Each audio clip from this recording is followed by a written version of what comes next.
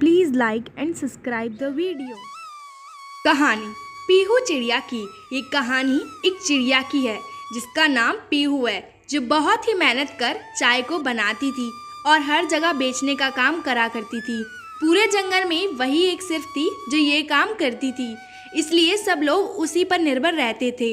ये काम वह कई सालों से करती आ रही थी, जिसके परिणाम में लोगों को उसकी चाय काफ़ी पसंद भी आती थी, क्योंकि वह चाय काफ़ी स्वादिष्ट बनाती थी। रोज़ाना की तरह वह चाय बना रही थी, लेकिन उसके दिमाग में एक ख्याल आता है, क्यों ना मैं एक चाय का स्टॉल लगा लूं।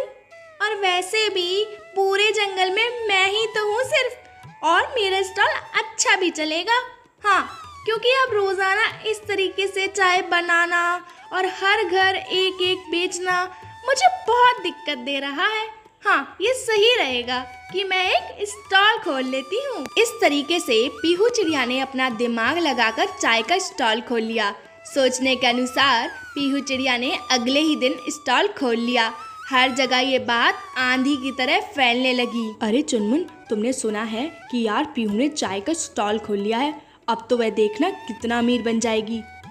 अच्छा, पीहू ने स्टॉल खोल लिया है?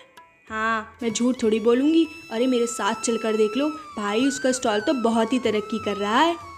हाँ, तो चलो। इस तरीके से मोती और चुनमुन दोनों पीहू चिड़िया का चाय का स्टॉल देखने के लिए चल पड़ते हैं। घना जंगल पार करने के बाद आखिरकार दोनों पीहू चिड़िया के स्टॉल के पास पहुंच जाते हैं, जहां पर मोती बोलती है, अरे वाह पीहू चिड़िया, तुमने तो बहुत ही बड़ा स्टॉल खोल लिया। वाह, चाय बेचने से स्टॉल वाली बन गई अब तो तुम। क्यों, मैं स्टॉल नहीं खोल सकती क्या? अरे भाई, मैं घर घर कितने सालों से चाय बेचती आ रही हूँ, तो मैं इतना नहीं कर सकती क्या?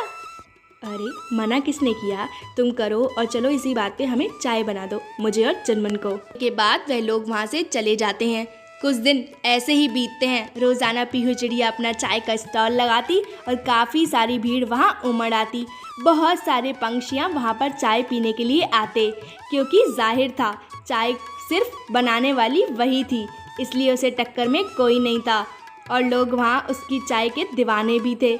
लेकिन पीहू चिड़िया ने एक दिन सोचा, अरे मैं इतने सालों से चाय बना रही हूँ, बेच रही हूँ और मुझे कोई मुनाफा भी नहीं हो रहा है, तो मैं एक काम करती हूँ, इस चाय में थोड़ा सा ज़्यादा पानी मिला देती हूँ। और वैसे भी चाय तो चाय होती है, और इतने सालों से काम करने के बाद शायद ही मुझ पे किसी को शक होगा। हाँ, ये सही रहेगा। अपने सोचने के अनुसार पीहू चिड़िया दोस्तों रोजाना चाय में काफी सारा मात्रा में पानी मिलाती और दूध का 1-2 बूंद मिलाकर चाय को बेच देती। लोग ऐसे ही रोजाना की तरह आते, चाय पीते और चले जाते, लेकिन किसी को भी उसका घोटाला नजर नहीं आता। एक दिन मोती चुनमुन से बोलती है, अरे यार, तुमने देखा कि आजकल पीहू की चाय में वो मज़ा नहीं आ रहा, पता नहीं चाय फीकी फीकी लगती है। मुझे लगता है शायद वो कुछ घोटाला कर रही है, या फिर कुछ और ही। क्यों, तुम्हें क्या लगता है? हाँ, सही कह रही हो तुम मोती, मुझे भी लगता है, क्योंकि इसकी चाय पहले बहुत स्वादिष्ट बनती थी, लेकिन अब तो फीकी है फीकी। तो क्यों ना आज ही हम उसके घोंसले में जाके देखें कि भाई वो चाय बनाती कैसे है। दोनों मोती और चुनमुन पीहू चिड़िया के घोंसले के बाहर चाय बनाने की प्रक्रिया को बहुत ही गौर से देख रहे होते हैं, और तब उन्हें पता लगता है कि पीहू चिड़िया के पीछे का राज, कि वह किस तरीके से चाय में खूब सारा पानी मिलाकर, दूध की 1-2 बूंद मिलाकर पूरी चाय को तैयार कर बेचती थी। अब उन्हें समझ आ गया था कि क्यों पीहू चिड़िया की चाय का स्वाद फीका पड़ता जा रहा था। दोनों को खूब गुस्सा आता है। चुनमुन मोती से बोलता है, यार मैंने कभी नहीं सोचा था कि पीहू चिड़िया ऐसा करेगी। यार वह कितने सालों से चाय हमारे लिए बना रही थी, लेकिन उसने आज सारा हमारा जो हम उस पर विश्वास करते थे वो तोड़ दिया। यार मैंने भी कभी ऐसा नहीं सोचा था कि पीहू चिड़िया चुनमुन ऐसी निकलेगी। क्या सोचते हो कि अगर हम भी एक चाय का स्टॉल लगाएं, तो मुझे ज़रूर से पता है कि हमारा चाय का स्टॉल तेज़ी से बढ़ेगा, और अगर हम बिना किसी लालच के बनाएं, क्योंकि लालच हमेशा बुरी बला होती है। हाँ, क्यों नहीं, अगर वह पीहू चिड़िया इतनी लालच कर, इतना बेईमानी करके चाय बेच सकती है और लोग इतनी भीड़ वहाँ पर उमड़ सकती है, तो अगर हम बहुत ही ईमानदारी से बनाएंगे तो ज़रूर हमारा चाय का स्टॉल बहुत अच्छे से चलेगा। लेकिन मोती, मुझे लगता है कि हमें चाय के अलावा और कुछ भी रखना चाहिए, क्योंकि चाय तो पीहू भी बना लेती है और फिर लोगों को क्या पता लगेगा कि हम दोनों में कौन अच्छा है। और वैसे भी लोगों का आने का पीछे का कारण फिर क्या होगा, तो इससे अच्छा है तो हम चाय, पराठा और ब्रेड पकौड़ा भी अपने चाय के स्टॉल पर रख लें, जिससे हमारी और भी बढ़ोतरी होगी। इस तरीके से दोनों ने अपना काम शुरू कर दिया और बहुत ही एक प्यारा सा स्टॉल लगा लिया। और सोचने वाली बात ये थी कि दोनों ने अपना चाय का स्टॉल बिल्कुल पीहू चिड़िया के स्टॉल के बराबर में लगाया था। सारे जंगलों के पक्षी बहुत ही ज़्यादा सोच में पड़ गए।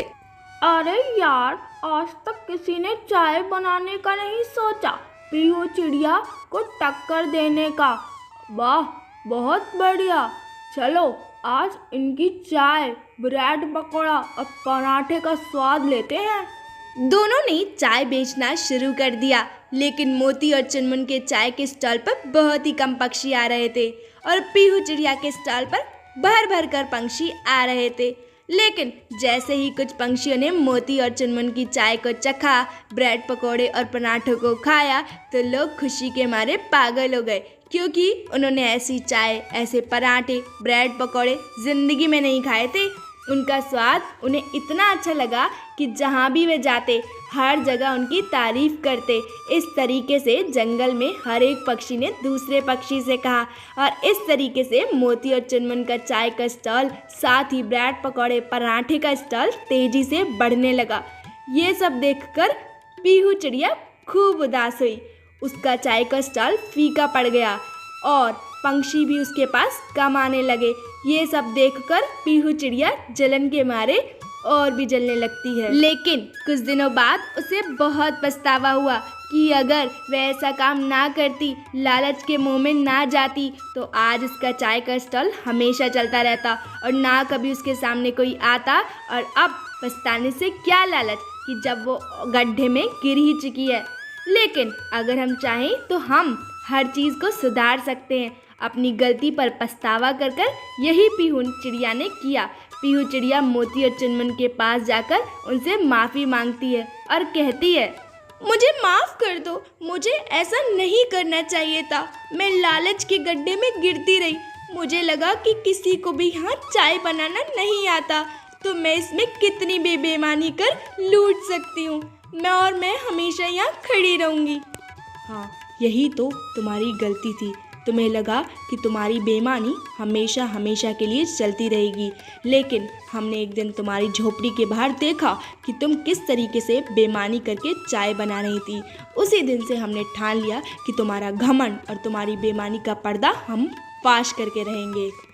अगर तुम चाहो तो हमारे चाय का स्टॉल ज्वाइन कर सकती हो। सच में कितनी ज़्यादा गलत थी मैं। मुझे पता नहीं था कि बेईमानी से कभी कुछ नहीं हो सकता। लेकिन अगर हम तीनों बहुत ही मेहनत करें और ईमानदारी से स्टॉल को चलाएंगे तो ज़रूर बहुत ही तेज़ी से बढ़ेगा। इस तरीके से तीनों ने चाय का स्टॉल चलाया और वे काफ़ी तेज़ी से आगे बढ़ा। दोस्तों, ये कहानी से आपने क्या सीखा? मैंने तो ये सीखा कि लोग हम पर कितने भी सालों से विश्वास कर रहे हों, लेकिन अगर हम किसी भी वक्त बेईमानी का रास्ता पकड़ लेंगे तो लोगों को अंधविश्वास बनने में ज़्यादा वक्त नहीं लगेगा।